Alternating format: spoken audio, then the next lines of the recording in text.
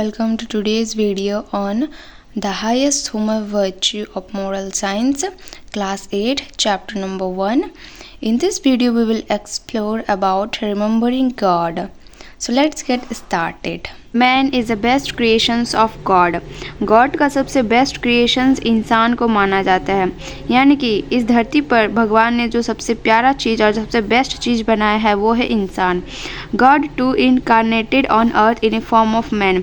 भगवान ने भी इस धरती पर इंसान के रूप में ही जन्म लिया था। Thus we should commemorate him, इसीलिए हमें उसे स्मरण करना चाहिए, याद करना चाहिए। We should be thankful to him for his mercy on all human beings. हमें भगवान के प्रति थैंकफुल होना चाहिए, उसके दया भाव के प्रति थैंकफुल होना चाहिए कि हमें उन इंसान के रूप में जन्म दिया है। Habit of taking God names is the highest human virtue. अगर तुम्हारा डेली हैबिट है प्रार्थना करना, भगवान को याद करना, तो ये तुम्हारा हाईएस्ट ह्यूमन वर्च्यू है। It is essential for getting peace of mind and for the realisations of true self. Daily अगर तुम भगवान को प्रार्थना करते हो सुबह शाम, तो इससे क्या होता है, तुम्हारा माइंड पीस रहता है और तुम्हें अपने अंदर समझने की शक्ति आती है। It help in the development of virtue and eliminations of vice. You have to be steadfast, regular and patient in developing this virtue of taking God's name every day. सो हमें पेशेंस के साथ रेगुलरली डेली एक habit बनाना चाहिए कि हमें भगवान को याद करना है, रेगुलर सुबह शाम हमें याद करना है और थैंक्सफुल होना चाहिए। We must boost our self esteems recognizing that we are pure souls loved by God, striving to do our best. So हमें क्या करना चाहिए, अपना सेल्फ एस्टीम्स को बूस्ट करना चाहिए, बढ़ाना चाहिए, रिकॉग्नाइजिंग करना चाहिए कि हम क्या है, एक प्योर सोल है, लव्ड बाय गॉड, हम भगवान को प्यार करते हैं, striving to do our best, और हम अपना बेस्ट करेंगे। एक स्टोरी देखते हैं, द लास्ट विल्स, और इस कहानी से हमें ये सीख मिलेगा कि हमें कोई भी काम शुरू करने से पहले हमें गॉड को याद करना चाहिए, गॉड का नाम ज़रूर ऐड करना चाहिए। In olden day, when there were no proper means of transport, people used to travel on foot, on bullock cart, on elephant or on horseback. तो एक पुराना समय में क्या होता था कि इंसान के पास प्रॉपर मीन्स ऑफ ट्रांसपोर्ट नहीं था, जैसे कि कार, बस, ट्रेन, ये सब नहीं था, तो वो लोग पैदल ज़्यादातर चलते थे या फिर बैलगाड़ी से, या फिर हाथी का सवारी करता था, या फिर हॉर्स का सवारी करता था। In those day there lived a rich man who owned 19 horse. उस टाइम एक रिच मैन हुआ करता था, उसके पास कितना 19 हॉर्स था। Suddenly he fell seriously ill and all the physicians who attended him said that his end has come. एक दिन क्या हुआ, अचानक से वो बीमार पड़ गया और जितना भी फिजिशियंस डॉक्टर्स आया उसने क्या कहा कि इसका ये लास्ट स्टेज आ गया है और ये नहीं बच सकता। So before his death the rich old man made his last will and testament about his property. So वो लास्ट मरने से पहले उस ओल्ड मैन का एक लास्ट विल था, लास्ट इच्छा था कि वो अपना प्रॉपर्टी को डिवाइड करेगा, जो 19 हॉर्स है उसको डिवाइड करेगा। In this will he wrote that half of the horse that he owned should go to his only son, 1/4 to the village temples and 1/5 of the horses should go to his faithful servant. So उसका last will क्या था, वो क्या कहा, उन्होंने he wrote that half of the son, उसने क्या लिखा कि मेरा 19 हॉर्स में से हाफ ऑफ द हॉर्स जाएगा उसका खुद का बेटे के पास। उसका खुद का बेटा कितना हॉर्स लेगा, half of the horse, 1/4 to the village temple, और 1/4 उसका विलेज टेम्पल में दिया जाएगा। उसके बाद 1/5 of the horse should go to his faithful servant, और जो उसका सर्वेंट था उसको कितना मिलेगा, 1/5 ऑफ द हॉर्स मिलेगा। The village headmen who were entrusted with the distribution's work began to scratch their head in dilemma. So जो village headman था वो क्या सोच में पड़ गया कि इसको हम कैसे डिवाइड करें. They had no idea how to distribute half of the 19 horse to the rich man's sons. उसके पास कोई आइडिया नहीं था, जो हेडमैन था विलेज का, उसके पास कोई आइडिया नहीं था कि हम 19 हॉर्स को हाफ कैसे डिवाइड करें और रिच मैन का सन जो था उसको कैसे दें. They cut a horse to make it equal divisions. वो उस हॉर्स को कट भी नहीं कर सकता था कि वो इक्वली डिवाइड कर सके. For the next 14 days, the village headman remained in dilemma how to distribute the horse according to the wills. तो जो हेडमैन था वो 14 दिन तक डिलेमा में रहा कि हम इस हॉर्स को कैसे डिवाइड करें और उसका लास्ट इच्छा उसका कैसे पूरा करें. Finally, a wise man from a neighboring village was invited to come and solve this desperate problems. Finally एक बार क्या हुआ कि एक वाइस मैन जो पास पड़ोसी का गांव में रहता था उसको बुलाया गया और इस प्रॉब्लम को सॉल्व करने के लिए कहा. नेक्स्ट डे दूसरा दिन क्या हुआ. The wise man came there riding on his horse and asked the village headman से. दूसरा दिन वाइस मैन अपना घोड़ा लेके आया और पूछा हेडमैन से, how can I be helpful to you, मैं आपका मदद कैसे कर सकता हूँ. The villagers was delighted to see the wise man. से जितना भी विलेजर्स था वो उस वाइस मैन को देखने के लिए वहाँ पे आ गया. They told him about the rich mains last will and testament. तो सबने क्या कहा, रिच मैन का जो लास्ट विल था उसके बारे में उसको समझाया और उसको बताया. The wise man read the will thoroughly. तो वाइस मैन ने जो लिखा हुआ था लास्ट विल उसको ध्यान से पढ़ा. Then he shed aloud. उसके बाद उसने जोर से क्या कहा, so out of this 19 horse half has to go to his son. उसने कहा कि 19 हॉर्स में से हाफ हॉर्स उसका बेटा को जाएगा, 1/4 जो है उसका विलेज टेम्पल में जाएगा और 1/5 जो है फेथफुल सर्वेंट के पास जाएगा. The wise man said against. Wise man ने फिर से ये रिपीट करके कहा. So it is very easy. उसने क्या कहा कि ये बहुत आसान है. I will solve your problem within no time.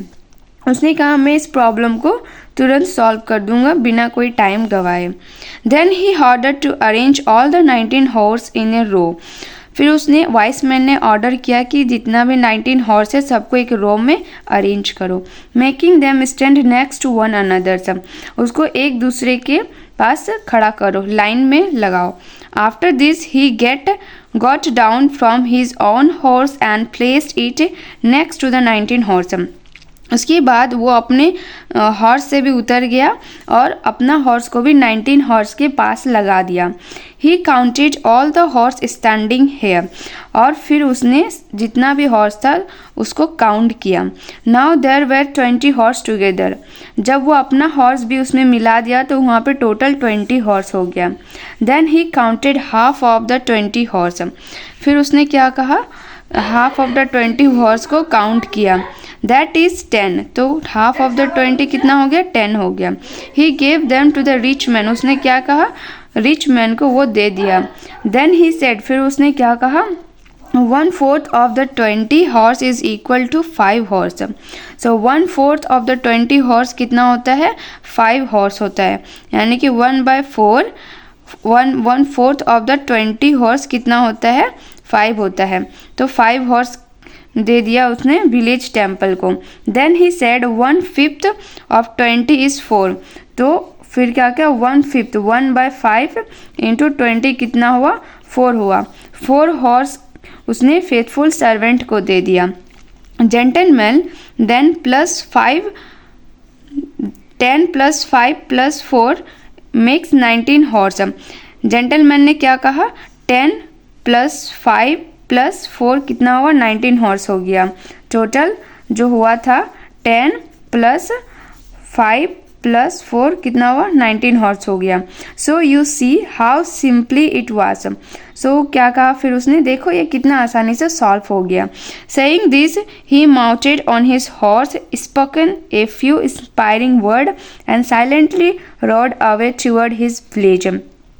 इतना कहने के बाद वो अपना हॉर्स में घोड़ा में चढ़ गया, कुछ इंस्पायरिंग वर्ड बोला और साइलेंटली अपने गांव की तरफ चलने लगा।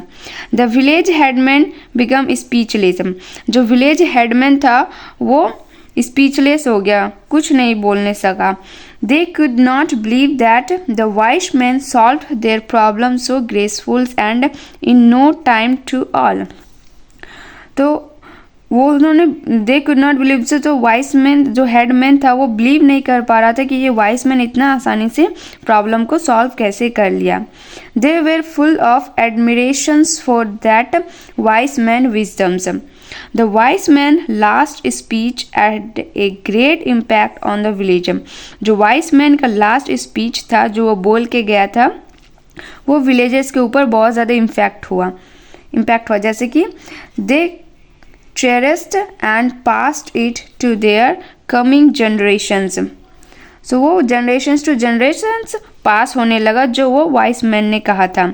सो वाइस मैन ने क्या कहा था, the wise man speech was, the wise man का स्पीच क्या था, in your daily life and daily affair do not forget to add God's name before beginning any work, no matter how small it is. सो wise man ने कहा कि जो तुम्हारा daily life है, डेली अफेयर है, अपना लाइफ का डेली रूटीन है, उसमें गॉड नेम को ऐड करने से ही सारा प्रॉब्लम सॉल्व हो जाता है। गॉड नेम ऐड करना बहुत ज़रूरी है कोई भी काम शुरू करने से पहले। कोई मैटर नहीं करता कि वो काम कितना छोटा है कितना बड़ा है, हमें हमेशा कोई भी काम करने से पहले गॉड का नाम याद करना चाहिए, गॉड को रिमेंबर करना चाहिए। Just take God name and you will never come across any insurmountable problems. Just हमें बस भगवान का नाम लेना चाहिए और हम लोग कभी भी कोई भी प्रॉब्लम में नहीं फंसेंगे। Follow the principles of God in your daily life. जो गॉड का प्रिंसिपल्स है उसको हम लोग को डेली लाइफ में फॉलो करना चाहिए। All your problems will become smaller and finally they will disappear. जितना भी हमारे लाइफ में प्रॉब्लम है वो डिसअपियर हो जाएगा और वो ख़त्म हो जाएगा। सो हमें हमेशा भगवान को याद करना चाहिए कोई भी काम शुरू करने से पहले। तो मोरल ऑफ द स्टोरी क्या है, before beginning any work no matter how small it is just remember God. तो मोरल ऑफ द स्टोरी ये है कि हम लोग कोई भी काम करने से पहले छोटा हो या बड़ा हो हमें भगवान को याद करना चाहिए। So children, develop a habit of remembering God by taking His name before beginning any work, whether it is big or small. So children, हमें हैबिट डेवलप करना चाहिए भगवान को याद करने का, उसका नाम याद करने का, बिफोर बिगनिंग एनी वर्क। कोई भी काम शुरू करने से पहले, चाहे वो काम छोटा हो या फिर बड़ा हो, हमें भगवान को याद करना चाहिए। बाय डूइंग दिस, ये सब करने से क्या होगा, you show your love, respect and devotions toward God. भगवान को याद करने से, डेली याद करने से क्या होता है, हम लोग अपना लव, रिस्पेक्ट और डिवोशन शो करते हैं भगवान के प्रति। So God help you by removing और reducing your problems in that particular work. So God क्या करेगा, हमें हेल्प करेगा हमारा प्रॉब्लम्स को रिमूव करने में, रिड्यूस करने में, जो हमें पर्टिकुलर वर्क में होता है उस प्रॉब्लम को रिड्यूस करने में हेल्प करेगा। So can you say how can we remember God in our day to day lifes. So कोई बता सकता है कि हम लोग गॉड को कैसे याद करेंगे डे टू डे लाइफ्स में। This again is very simple, ये भी बहुत सिंपल है। We can remember God and show our gratitude toward him by means of our prayer filled with true love, devotions, sincerity of purpose and dedications that can be brought about with a total faith. So we can remember God, हम लोग God को कैसे remember करेंगे? अपना gratitude show करके, अपना prayer के through अपना ग्रैटिट्यूड शो करके, और प्रेयर ट्रू लव प्रेयर होना चाहिए, प्योर हार्ट होना चाहिए, और डिवोशंस के थ्रू सिंसियरिटी और पर्पस होना चाहिए हमारे प्रेयर में, और टोटली फेथफुल होना चाहिए। So meditations is also a perfect way by which mind can be diverted toward God. So meditations करके भी हम लोग अपना माइंड को डाइवर्टेड कर सकते हैं, भगवान को याद कर सकते हैं।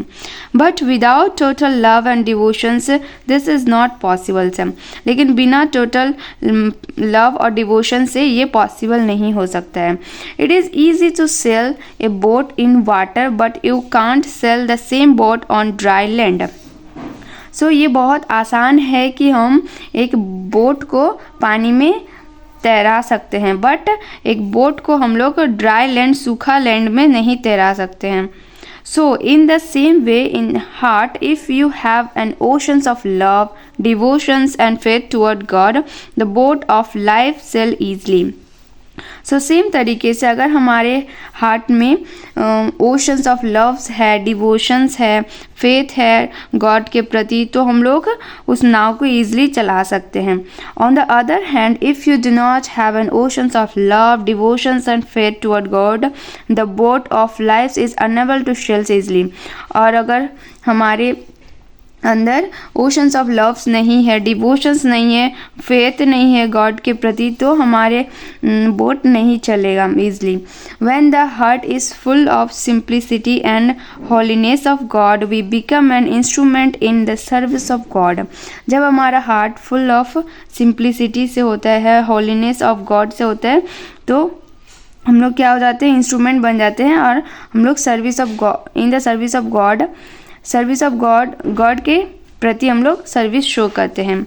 इन दिस बिजी वर्ल्ड, इतना जो बिजी वर्ल्ड हो गया है, we have no time to think about God, हमारे पास टाइम ही नहीं है गॉड, भगवान को याद करने का। We live because we have breath in us, हम लोग इसलिए जीवित है क्योंकि हमारा सांस चल रहा है।